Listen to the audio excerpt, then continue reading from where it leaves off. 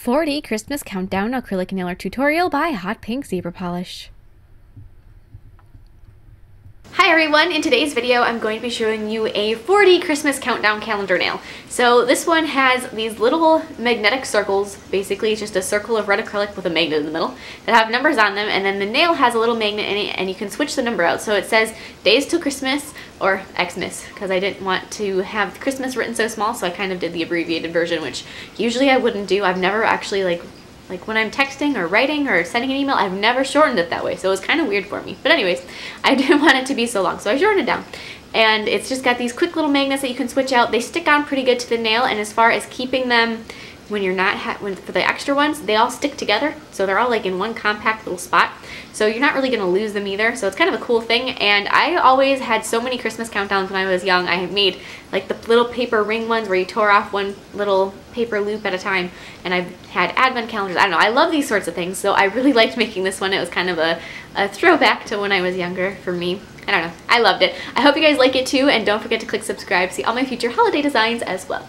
So for this one, I'm going to be creating my smile line with just a very nude cover pink acrylic. So to do this, I haven't done a French tip in a long time, so I've kind of been itching to do like a classic pink and white. And I decided this design was the perfect opportunity to exercise my pink and white skills. So here's the pink portion of that. You do need to put a magnet in your pink though. So after that first bead is in there, as you can see, I picked up a magnet and I set it right down in the middle. You want it to be a little ways from the smile line, but you know, maybe a third up, depending on how big your nail bed is. And now I'm going to be filling in the tip with white acrylic, and I apologize that I'm off camera here, but like I said, classic pink and white. So this is something I haven't done in so long. I don't know, maybe nail school is the last time I did like a really typical pink and white with pink and white. Usually my French tips are like green or black. I don't know, I don't usually do something so classic. So anyways, now I'm going to be encasing the nail, mainly focusing on the smile line area, because that's where the nail bed itself is very thick, and you really, when you're building a reverse like this, you want it to be thick because that's going to make your smile line just look a little bit cleaner. So you don't really have to add too much there, but you do need to make sure that the tip of the nail is nice and strong. And I'm adding a little bit of acrylic over where the magnet is because the magnet created a little bit of an indent. So I'm just going to smooth that over, make sure that it's going to be nice and level at the end. So now I'm going to be filing the nail into shape, and every time you do, or every time I do, I don't know, but I'm sure there are people out there that get it smack dab each time.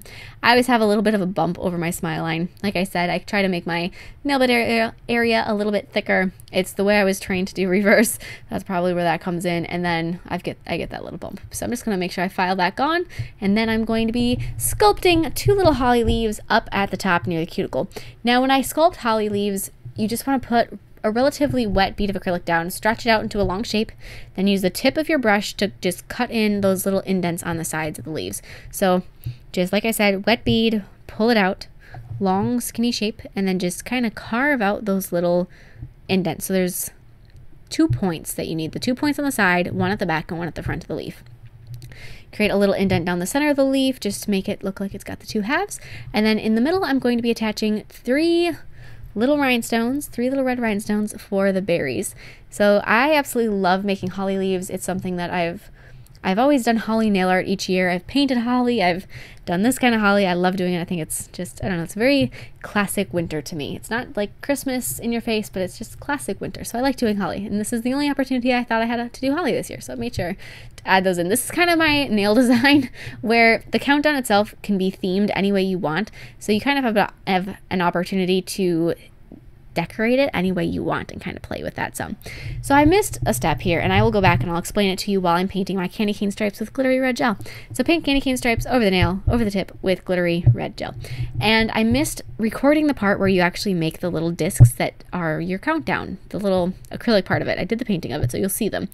But you want to make sure that you place a magnet on your nail over the top of the one that's in there, and mark the top of it with just a Sharpie mark, and then just place that down on a nail form backing, mark side up, and then drop a bead of red acrylic on top of it. It'll just go right around the magnet and you'll be good to go. It's so easy. but I missed recording it. So you just put the magnet down and then drop your bead of red acrylic smack dab over the center of it, and it'll just make your perfect little circle. So you don't really have to do anything. After your red stripes are cured, apply gel sealer over the top of them and then cure the nail again. And then I'm going to be buffing this just with a buffer block just to remove that shine from that and kind of smooth it out. I didn't apply it all the way up to the holly because it wasn't necessary. I just needed to cap over that gel polish. So now I'll be showing you how I did the decorating on my little numbers. So I began by painting out the numbers themselves with white paint, and I wanted them to be a little bit more decorative of a font. So I looked up some different fonts to kind of base it off of and go from there. So I've got 3, 2, and 1. I did do it up to 10, so I did 10, 9, 8, 7, 6, 5, 4, 3, 2, 1. If you wanted to, you could also do your last, you could do an 11th one and then have it say like 0 or Merry Christmas, or have something else written on that one. If you'd like, I figured I switch my nails out more frequently than that. I don't need the last one on there. And so I'm just going to be, then I put a little bit of that glittery red gel polish around the edge. I kind of wanted to tie that back in, and that red gel that I have is so gorgeous. It's so sparkly. So I made sure that I added that one in, and then after that's cured, apply gel sealer over the top of your little advent numbers. So now, back to the nail.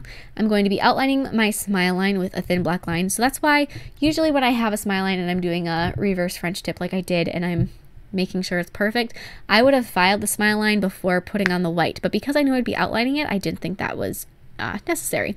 And then over the tip, over the top of your stripes, I'm going to be writing Till Xmas. So I started out with the till going just horizontally, and then the Xmas vertically down the tip. Since this is a stiletto, it kind of needs that extra length. So then I'm going to be placing my little 10 marker on the nail and then writing days above it. The reason you want to put the marker on the nail at this point is because you need to make sure that days is not going to be covered up by it. So you need to know where it is to make sure that that's not going to get in the way. And then I'm going to be filling in my letters with a very thin white line. So the black is just an outline, and it's easier to paint it with kind of thick, chunky letters and then fill them in with thin little dainty lines than to try to outline your letters after you've got the white on there. This is definitely an optional thing. You could definitely just leave it black. I like the look of having the black and the white. I think it makes it easier to see, but it's completely optional. And so I'm just filling in my days and then the Till Xmas with just very thin little white lines. Just like that. And now I'm going to take a little bit of a darker green and do some shadowing on my holly leaves, basically just straight down the center. And then with a little bit of black, I'm going to be doing some outline on them. And I diluted my black slightly so that it was a little bit easier to paint with. So just making sure that the holly leaves really show up and are very visible and they don't kind of just disappear in there. I want to make sure everything is, you know, each element is important. And then apply a layer of gel sealer over the top of the entire nail, and that is it. I hope you guys like this. This nail design is, like I said, something that is kind of a throwback thing for me, and I threw in all my favorite things, candy cane stripes and holly. Those are Christmas items that are right at the top of my list, as well as glitter. So I hope you guys like this too, and please share your creations with me on Facebook or Instagram. I'd love to see them, and I will see you in my next video. Bye!